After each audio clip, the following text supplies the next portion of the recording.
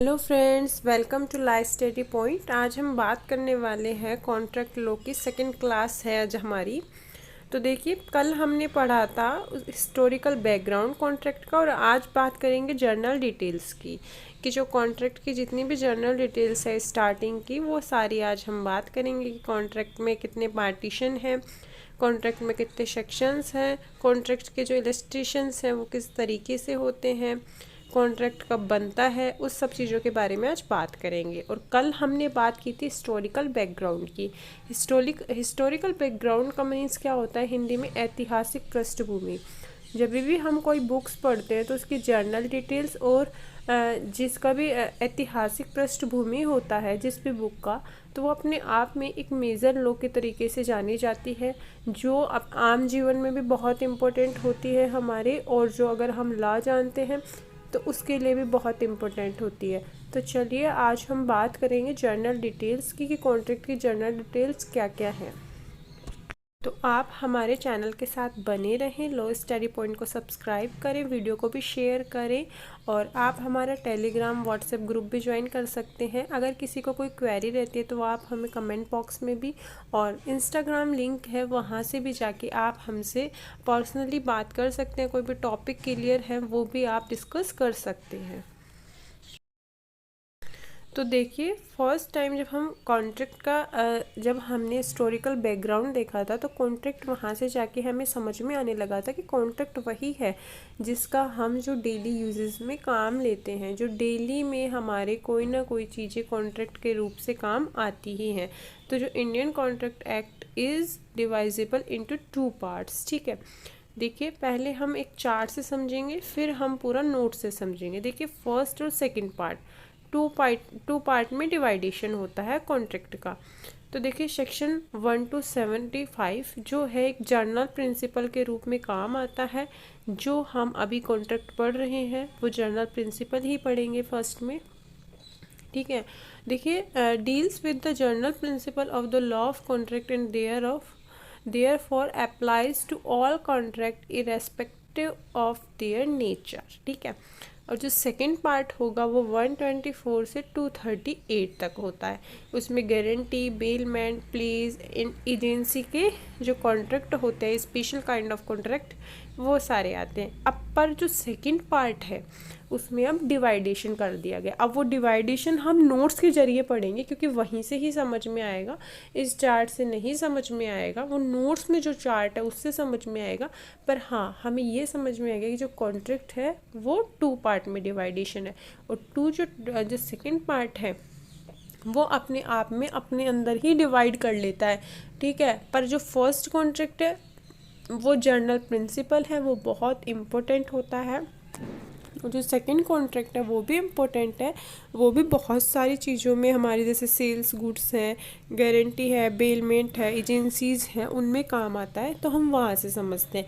अब देखिए, जो नीचे इसमें लिखा हुआ है कॉन्ट्रैक्ट कैसे है, एग्रीमेंट है, ये सारे जो वर्ड हैं ये भी हम जानेंगे, वो भी नोट्स के जरिए। ठीक है, तो पहले हम जर्नल डिटेल्स जान रहे हैं। तो देखिए, भारतीय संविदा अधिनियम 1872, इंडियन कॉन्ट्रैक्ट एक्ट 1872 को हम देखिए 4 टाइप्स में आप डिवाइड कर सकते हैं। अब देखिए, फर्स्ट अगर हम देखें संविदा के सामान्य सिद्धांत means general principles. General principle संविदा के सामान्य सिद्धांत ही हम पढ़ेंगे पहले। ठीक है, वो कहाँ से कहाँ तक है? सेक्शन 1 to 75 तक।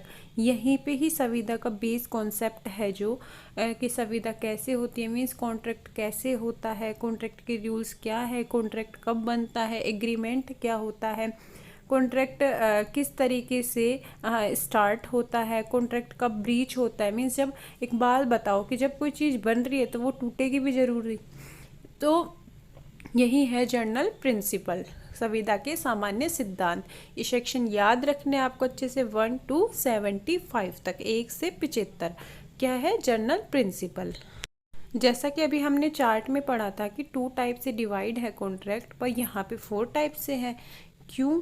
तो देखिए, सेकंड है माल की बिक्री से संबंधित अनुबंध, थर्ड है विशेष अनुबंध, और फोर्थ है साझेदारी से संबंधित अनुबंध। अब बात समझिए, फर्स्ट हम जो टाइप्स है जनरल प्रिंसिपल उसको अलग करते हैं। अब सेकंड की बात करते हैं माल की बिक्री से संबंधित अनुबंध।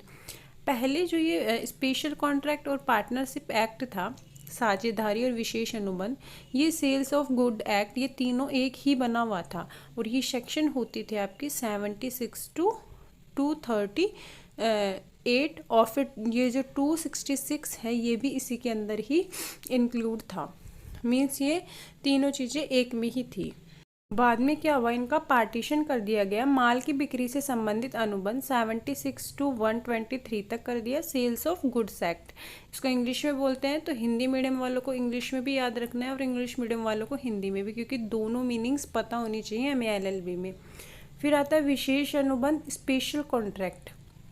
स्पेशल कॉन्ट्रैक्ट है जो सेक्शन 124 से 238 तक है। इसमें क्या आता है, जैसे क्षतिपूर्ति होती है, कंपनसेशन होता है, ये सब आते हैं। स्पेशल कॉन्ट्रैक्ट होते हैं कुछ, वो सारी चीज़ें आती है। फिर जो फोर्थ पार्ट बना है पार्टनरशिप एक्ट का, जो साझेदारी अधिनियम होता है, हमने पढ़ा भी होता है कि जैसे जिनके पास कॉमर्स थी उन्होंने पढ़ा भी होगा पार्टनरशिप क्या होता है। तो सेक्शन 239 से और 266 तक पार्टनरशिप एक्ट है। तो हमें याद रखना है general principle 1 to 75, sales of goods act 76 to 123, special contract 124 to 238 और पार्टनरशिप एक्ट है 239 to 266 तक।